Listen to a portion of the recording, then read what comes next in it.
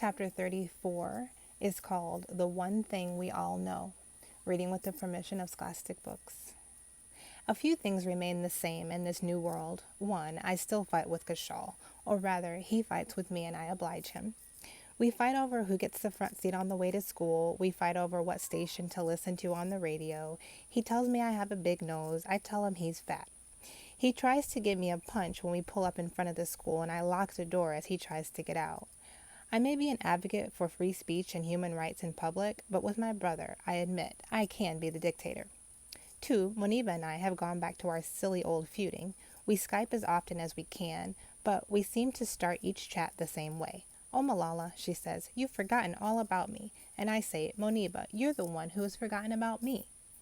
After we've gotten that out of the way, we get down to having a good gossip. Sometimes talking with Moniba and my friends at home makes me more homesick. I can almost smell the wood smoke drifting up from the valley or hear the horns honking on Haji Baba Road.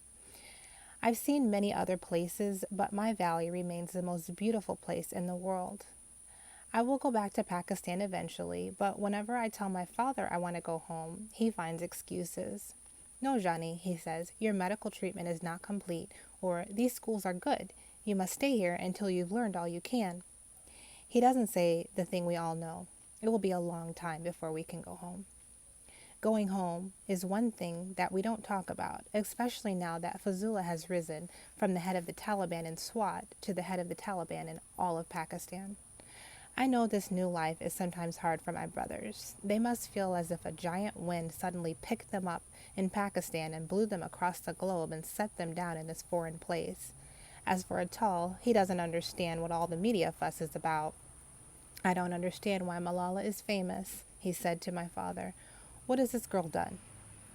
To the world, I may be Malala, the girl who fought for human rights. To my brothers, I'm the same old Malala that they've been living with and fighting with all these years. I'm just the big sister.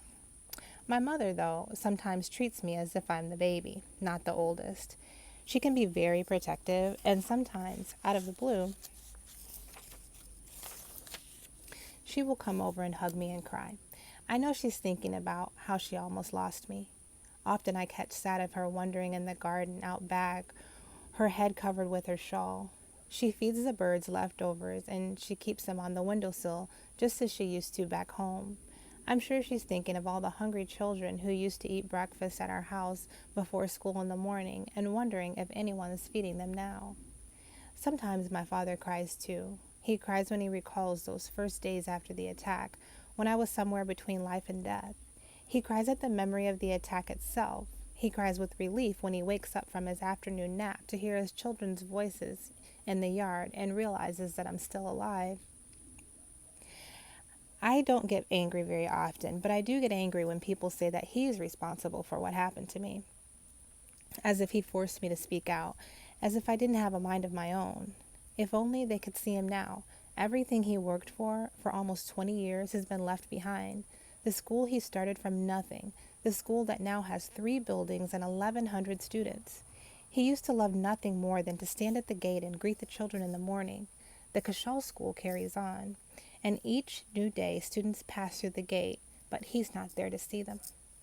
Instead, he goes to conferences on girls' education, and he speaks out for peace the way he used to in SWAT. I know it's odd for him now that people want to hear from him because of me and not the other way around. Malala used to be known as my daughter, he says, but I'm proud to say now that I am Malala's father. It's not safe for us to go back to Pakistan, that is true, but one day when we are homesick, we just realized that we could bring Pakistan to us. Friends and family come to visit, and Shazia and Kanat, who both go to college in England, stay with us during the holidays. My mother is much happier when she has a house full of guests and extra chairs around the dinner table. As her happiness grows, so does her desire to learn English. She has also begun appearing in public without her shawl, covering her face, and has even allowed herself to be photographed. My father, meanwhile, has taken on a new responsibility at home. Recently, I teased him that while he was busy speaking out about women's rights, my mother was still doing all the cooking and cleaning. Now he cooks every morning. It's the same thing every time, fried eggs. His cooking is full of love, but not so full of flavor. He has done some brave things in the past, starting a school without a coin in his pocket, standing up for women's rights and girls' education, and standing up to the Taliban. But now my brave, proud Pashtun father has taken on the pots and pans.